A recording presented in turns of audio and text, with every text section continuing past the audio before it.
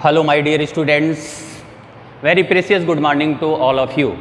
Today welcome to official YouTube channel Dr. Sanjay Singh Biology Tutorials.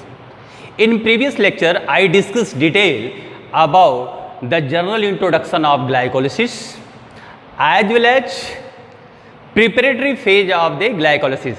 हमने ये बात आपको वहाँ पर बताया था कि for the sake of convenience the glycolysis they are divided into two major phases.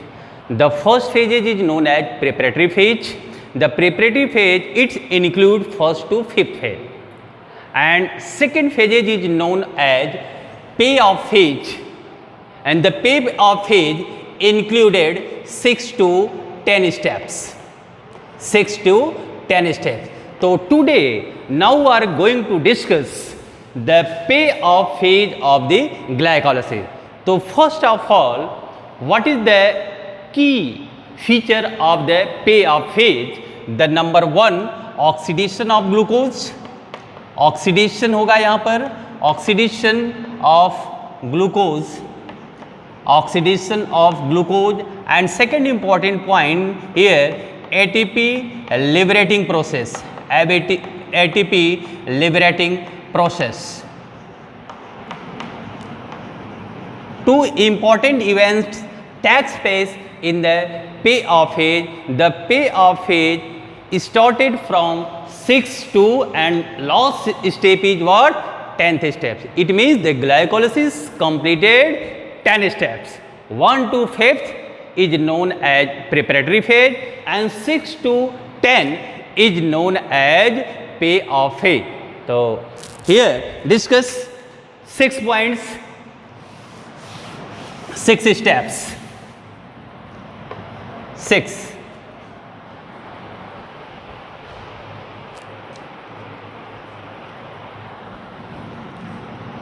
Oxidation and phosphorylation. Oxidation and phosphorylation. Two reaction takes place in the 6 steps. In here हमने ये बात बताया था कि DHAP dihydroxy stone phosphates having 3 carbon compounds, it is not a stable product because this substrate is not used the further stage of the glycolysis. Ultimately हमने ये बात बताया था DHAP converted into PGAL phosphoglyceraldehyde में convert हो जाता है. तो ये वन पहले से था, एक और हो जाता, 2 molecules of PGAL are for PGAL also having 3 carbon compound. तो in the oxidation and phosphorylation phases में क्या होगा? 2 PGAL ये 2 मॉलिक्यूल्स होंगे हैविंग 3 कार्बन कंपाउंड्स, क्योंकि एक यहाँ से मॉलिक्यूल्स होगा और एक ऑलरेडी पहले को होगा, तो 2 मॉलिक्यूल्स ऐसे आप लिख सकते हो. ये 2 molecules of the PGAL converted into 1,3 diphosphoglyceric acid. Diphosphoglyceric acids. In here 2 reaction takes place. Means here क्या होगा? Addition of the phosphate, 2Pi added in here, plus यहाँ पर क्या हो रहा है? ऑक्सीडेशन भी हो रहा है. NAD अगर एक के साथ एक है तो 2NAD, अगर 2 मॉलिक्यूल्स होगा 2NAD कन्वर्टेड इनटू 2NADH2. तो यहाँ पर क्या हो रहा है? Oxidation and phosphorylation. तो oxidation is also known as dehydrogenation. Dehydrogenation means क्या हुआ? Removal of H2. ये क्या रिमूव करता है? रिमूवल ऑफ H2 का रिमूवल होगा फ्रॉम दी सबस्ट्रेट्स. वो सबस्ट्रेट्स क्या हो रहा है? फॉस्फोग्लिसरल्डिहाइड से निकला, and this H2 pickup by the coenzymes NAD. Then the coenzymes NAD are reduced in the form of NADH2. So here 2 reaction takes place. The one is the oxidation and other is the phosphorylation. So both the reaction takes place in the 6 steps. तो आपको 6 steps में क्या हुआ? 2 PGAL converted into 2PgAl converted into 1,3-diphosphoglyceric acids. Diphospho in here 2NAD converted into 2NADH2 as well as addition of 2pi phosphate groups in here, then converted with the help of enzymes. उस enzymes का नाम क्या होगा? Dehydrogenase. The name of the enzymes is known as dehydrogenase. This is the 6 steps of the glycolysis. The one enzymes are involved in here, and this enzyme is known as dehydrogenase. Next, 7th steps is what? ATP generation. First, ATP generation first, और issue को हम दूसरे नाम भी substrate level of phosphorylation. Substrate level of phosphorylation.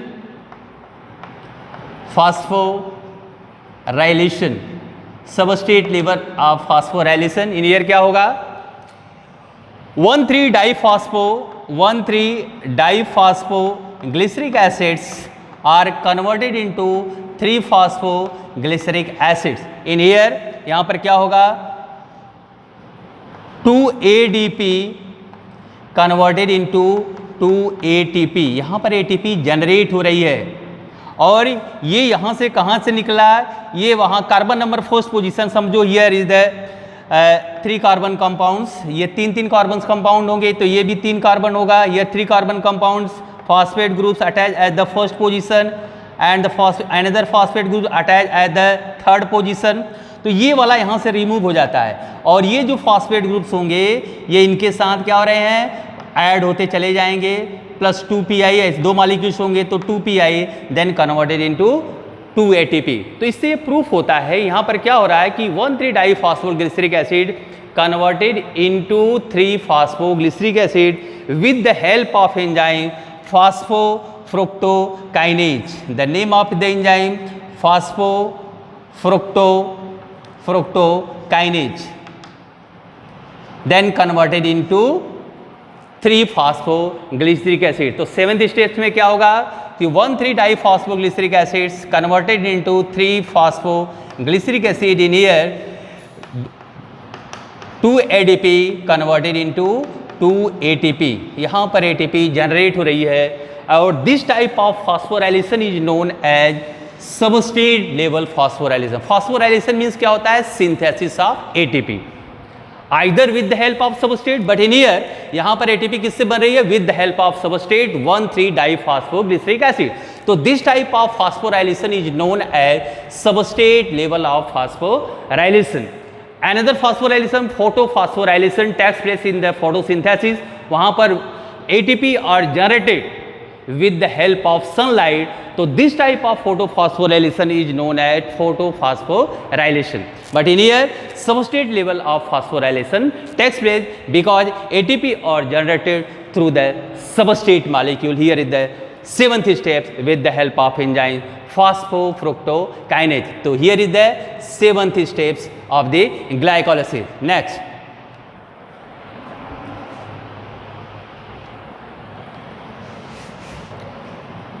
eight is phosphoryl shift reaction. Phosphoryl shift reaction, and it is also known as isomerization. It is also known as isomerization. In here यहाँ पर क्या हो रहा है कि 3PgAl converted into 2PgA, 2-phosphoglyceric acid with the help of enzymes enolase, not enolase, phosphoglyceromutase,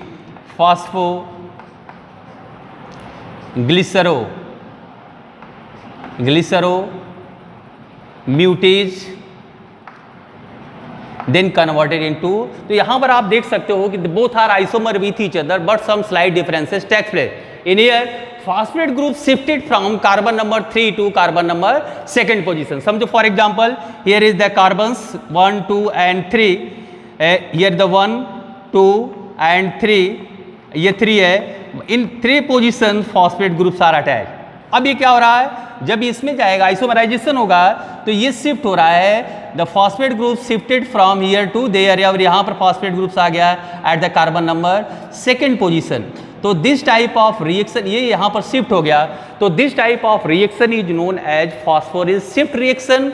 phosphate shift हो रहा है, both are isomer with each other, तो this type of reaction is known as isomerisation with the help of enzyme phosphoglyceromutase. तो यहाँ पर क्या होगा, तो 3 phosphoglycerates acids converted into 2 phosphoglyceric acid or 2 phosphoglycerate. In here phosphate groups are shifted.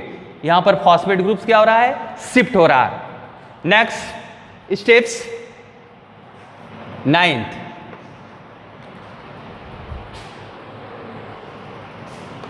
dehydration.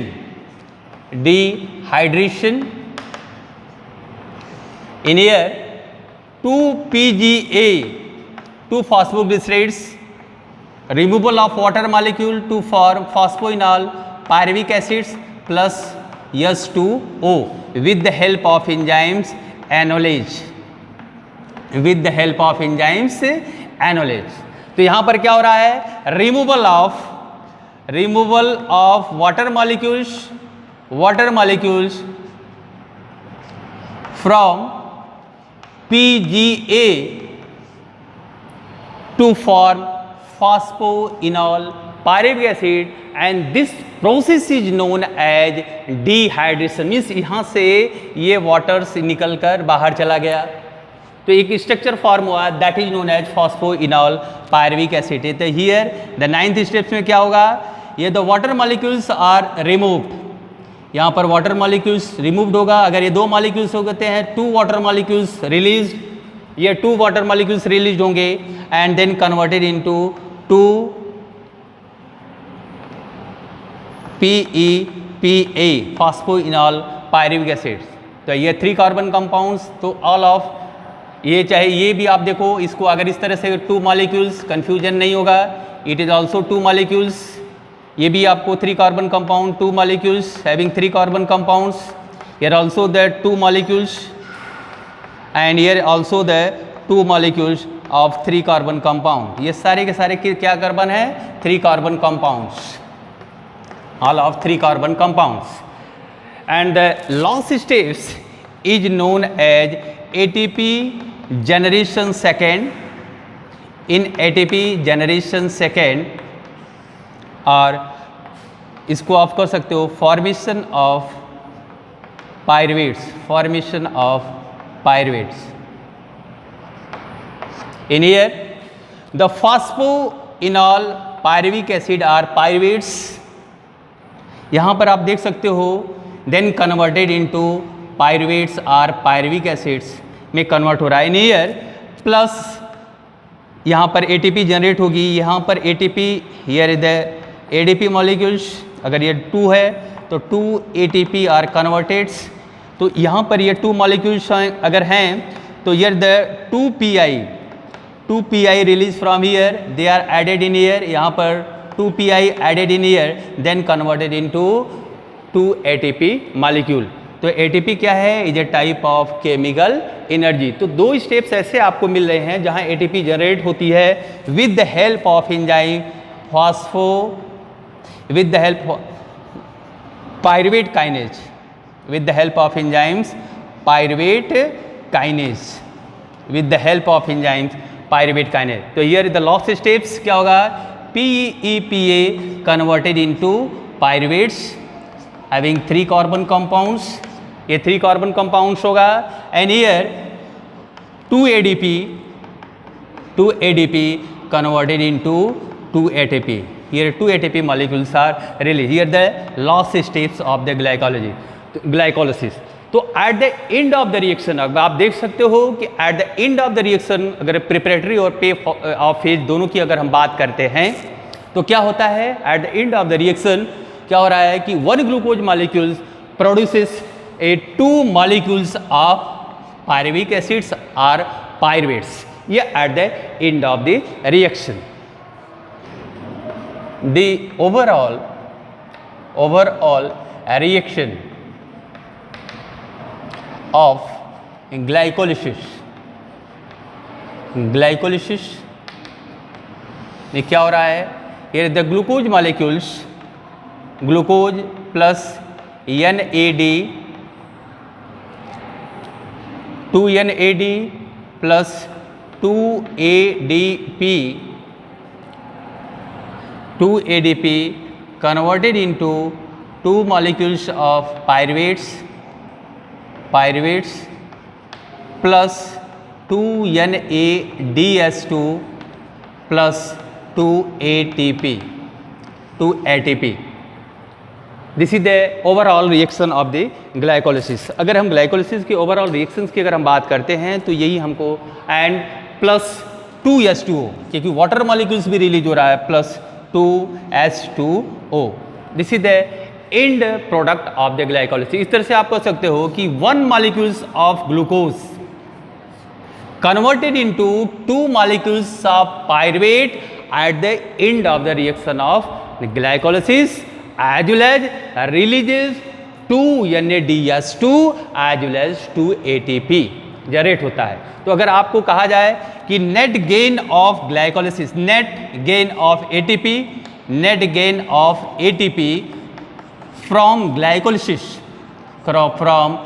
Glycolysis में कितना होगा?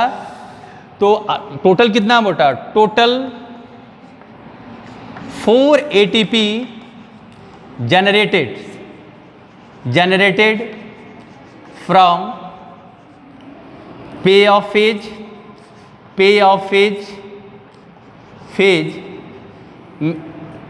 से वो आता है 4 ATP, but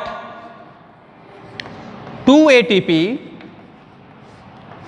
used in preparatory phase और वह किस फेज में होगा यूज होता है?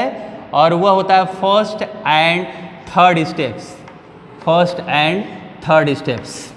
तो अगर आप देखो कि यहाँ पर लास्ट स्टेज में 2 ATP जनरेट हो रही है एंड 7th स्टेज में हो रही है, तो आपको total 4 ATP are generated from the glycolysis, but 2 ATP are used in the preparatory phase, first and third phase. तो नेट गेन कितना हो जाएगा? तो net gain of ATP from glycolysis 4 - 2 is equal to 2 ATP. ये बहुत important चीज़ ये ध्यान देना कि कभी भी क्वेश्चन बार ये नीट में एग्जाम्स में ये पूछे जाते हैं कि net gain of ATP from glycolysis, तो ग्लाइकोलिसिस से कितना होगा? 2 ATP.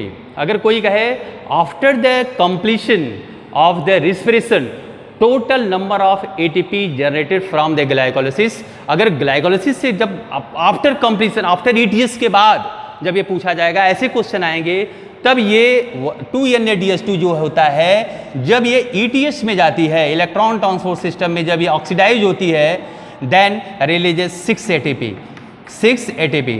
तो +2 अगर आप कर दोगे, ये नेट गेन है, तो टोटल कितनी हो जाएंगी? 8 ATP from glycolysis after ETS के बाद होगा. ये बहुत ही इंपॉर्टेंट चीज़ें होती हैं. तो ग्लाइकोलिसिस यहीं पर ये फिनिश होता है. तो हमने जो बात बताया कि ग्लाइकोलिसिस एक्चुअली क्या होता है? Break down of glucose inside the cell cytoplasm of both prokaryotes as well as eukaryote. It is a type of anaerobic process. ये कैसा प्रोसेस है? एनारोबिक प्रोसेस होता है. It takes place in both the organism, aerobic as well as anaerobic organism. It is completed in 10 steps and each steps having a specific enzyme. So therefore 10 enzymes involved in the glycolysis process and all the enzymes present in the cell cytoplasmic area. So in previous lectures I discussed detail about the glycolysis, but today now we are going to discuss the another topics of this chapters, respiration chapter. Oxidative decarboxylation of the pyruvate is also known as acetylation of pyruvate. Acetylation of pyruvates. acetylation of pyruvate,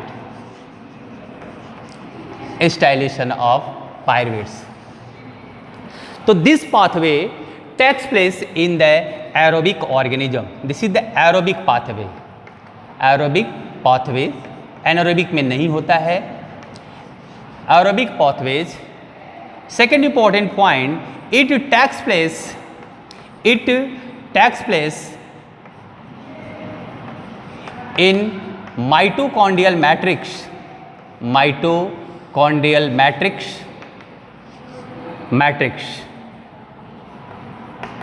It takes place mitochondrial matrix. ये mitochondrial matrix में ये pathway आपको होता है.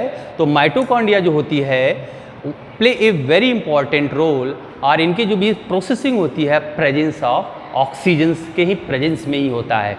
तो ऐसे pathway को हम क्या बोल सकते हैं? Aerobic pathway. पायरुवेट्स की अगर हम बात करें, जो इंड प्रोडक्ट ऑफ ग्लाइकोलिसिस है, before pyruvates before इंटर्स inside Krebs cycle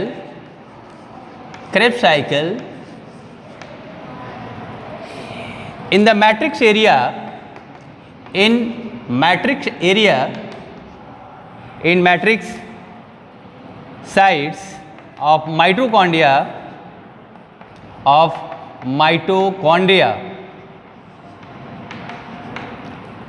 two type of reaction takes place. Two types of reactions takes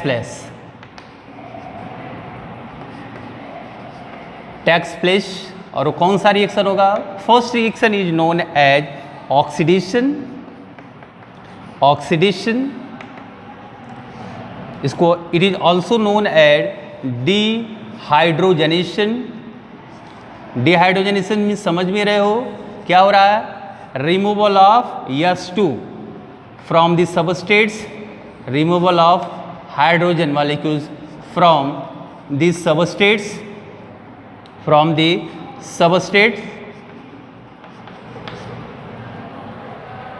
and second stage is known as decarboxylation.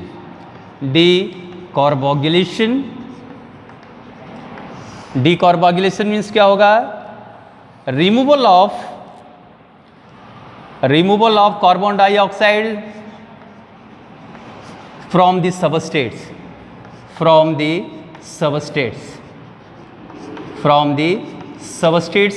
से होगा. तो two important reaction takes place in oxidative decarboxylation, इसलिए oxidation as well as decarboxylation, both the reaction takes place in the mitochondrial matrix and both the process takes place presence of oxygen. ये aerobic pathway होगा, only found in aerobic organism. तब ये जब होता है, therefore क्या होगा कि two type of reaction takes place as well as यहाँ पर क्या होगा? Pyruvates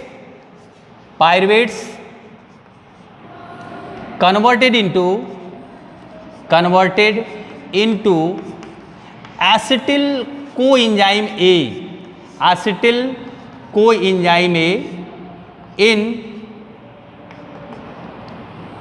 In this reaction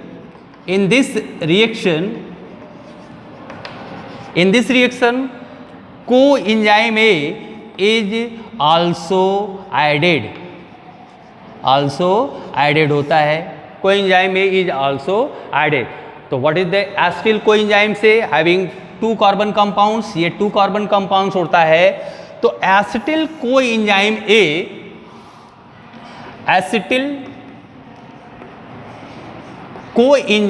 A is the connecting link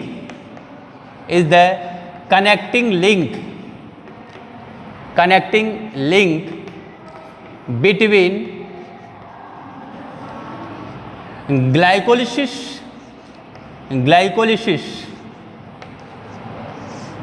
and Krebs cycle.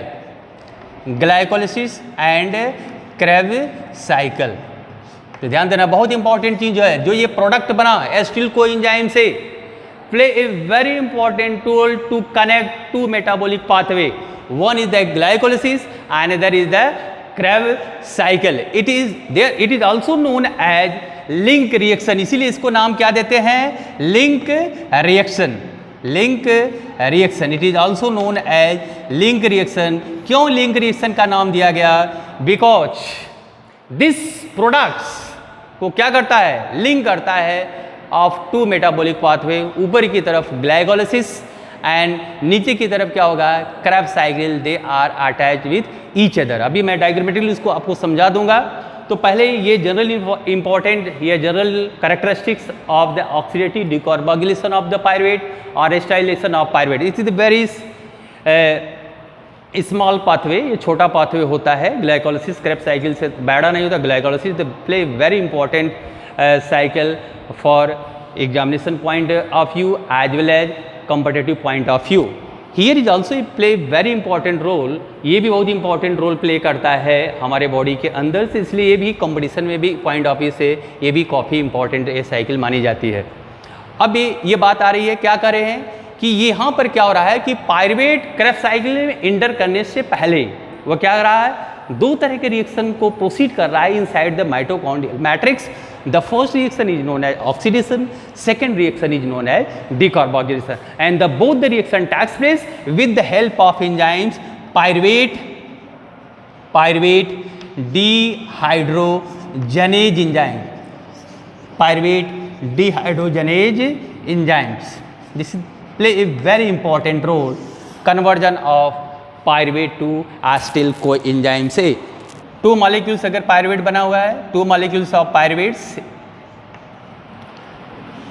Then produces two carbon dioxide, एक और here is the 2NAD converted into 2NADH2। Here is the oxidation हुआ, तभी H2 निकला और इसको ऐड कर लिया।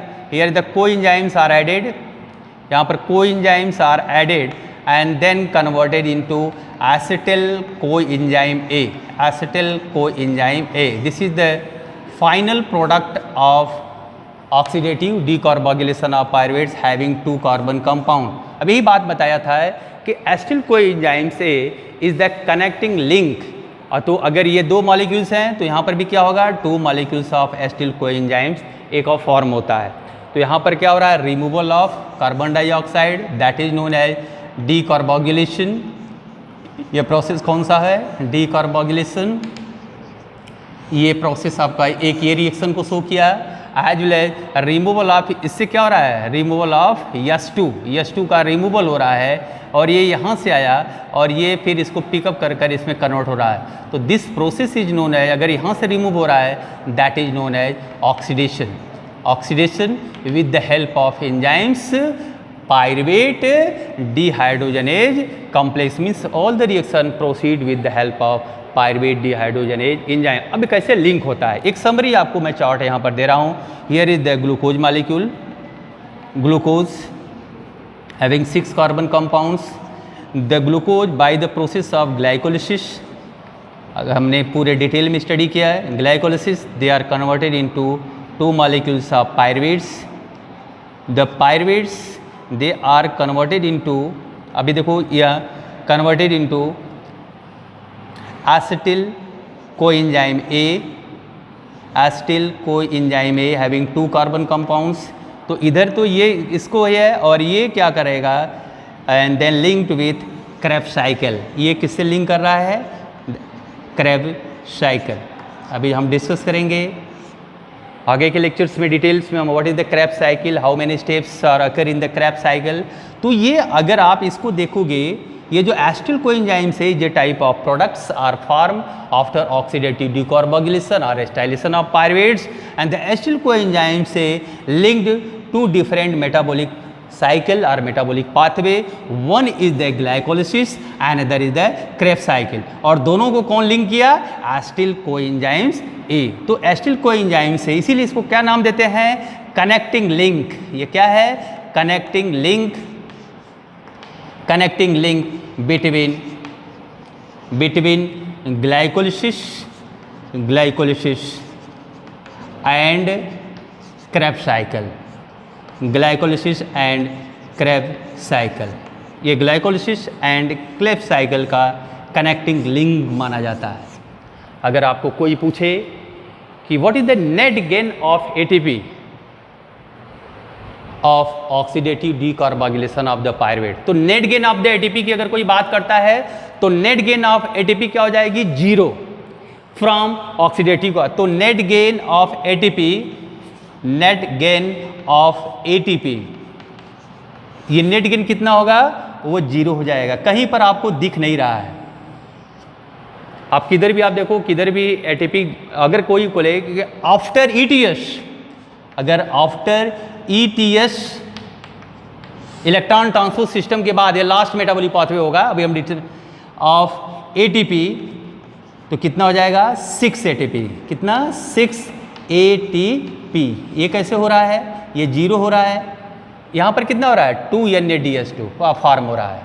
जब ये ETS में जाता है इलेक्ट्रॉन ट्रांसपोर्ट सिस्टम में, अगर ये रिलीज जब जाएगा तो दे बिकम ऑक्सीडाइज, ये ऑक्सीडाइज होगा, then converted into 2 NAD plus 1 NAD produces 3 ATP, तो 2 है तो कितना होगा 6 ATP जनरेटेड। ये 6 ATP जनरेटेड फ्रॉम कहाँ पर होगा, इलेक्ट्रॉन ट्रांसपोर्ट सिस्टम। तो आफ्टर ETS अगर कोई पूछता है कि net gain of the ATP from oxidative decarboxylation of pyruvate और स्टाइलेशन ऑफ द पायरुवेट, तो आप बोलोगे 6 ATP। Before ETS net gain of the ATP from स्टाइलेशन ऑफ पायरुवेट और oxidative decarboxylation of pyruvate is 0। ये याद रखना, कॉम्पिटिटिव एग्जाम्स में जितने भी आपको होंगे, चाहे एम्स हो या नीट लेवल के एग्जाम्स हों, उनमें आपको ATP के नंबर्स बहुत ज़्यादा पूछे जाते हैं कि ग्लाइकोलाइसिस से नेट गेन कितना रिलीज होगा, फिर ऑक्सीडेटिव डीकार्बोक्सिलेशन से कितनी net gain of ATP release होगा, क्रेब्स साइकिल से कितना होगा, इलेक्ट्रॉन ट्रांसपोर्ट सिस्टम से कितना होगा। तो 1 बाय 1 हम लोग डिस्कस करेंगे डिटेल्स में। तो टुडे ये जो हमने बात किया कि what is the oxidative decarboxylation of the pyruvate और स्टाइलेशन ऑफ पायरुवेट, इट मीन्स अभी हमने देखा कि सेल के साइटोप्लाज्म में ग्लाइकोलाइसिस में क्या हुआ कि glucose converted into pyruvic acid. तो pyruvic acid enter inside the mitochondrial matrix, वो कहाँ पर आया, माइटोकॉन्ड्रिया के मैट्रिक्स में आया। तो ये जो पूरी जो रिएक्शंस होते हैं takes place in the mitochondrial matrix में होता है। 2 type of reaction takes place in the mitochondrial matrix में होगा। First is the oxidation, that is known as oxidative, and second is the decarboxylation, that is known as removal of carbon dioxide, as well as added coenzyme A in this reactions. इस रिएक्शन में एक coenzyme A add भी होता है, therefore converted into acetyl coenzyme A. और ये बात भी हमने बताया कि एसिटिल कोएंजाइम से ये क्या है, connecting link between glycolysis and Krebs cycle. यहाँ पर मैंने छोटा सा इसमें आपको दिखाया कि ग्लूकोज कन्वर्टेड इनटू पायरुवेट्स, ये कौन सा प्रोसेस हुआ, ग्लाइकोलाइसिस। दूसरा क्या है, pyruvate converted into acetyl coenzyme से, इससे लिंक है, ये ग्लाइकोलाइसिस से लिंक हो गया। और इधर एसिटिल कोएंजाइम किससे लिंक हो रहा है, क्रेब्स साइकिल से हो रहा है। तो दोनों को लिंक कर 2 metabolic pathway linked with the help of acetyl coenzyme. It means कह सकते थे कि अगर एसिटिल कोएंजाइम से का फॉर्मेशंस नहीं होता तो व्हाट हैपेंस, क्या हो जाता है, आगे के जो भी मेटाबॉलिक पाथवे है कंप्लीटली स्टॉप्ड हो जाते हैं। इसीलिए कहा जाता है कि mitochondria play very important role for the production of energy. क्योंकि जितने भी अभी मैं पाथवे की बात करूंगा, चाहे ऑक्सीडेटिव की बात हो रही है, क्रेब्स साइकिल की बात हम करेंगे, इलेक्ट्रॉन ट्रांसपोर्ट सिस्टम की जब भी हम बात करेंगे, all the reaction takes place inside the mitochondria, after that releases energy in the form of ATP. इसीलिए mitochondria is also known as powerhouse of the cell. It's generated energy in every time, and this energy used by the cell for different activities. So thank you for watching this video. Have a nice day all of you.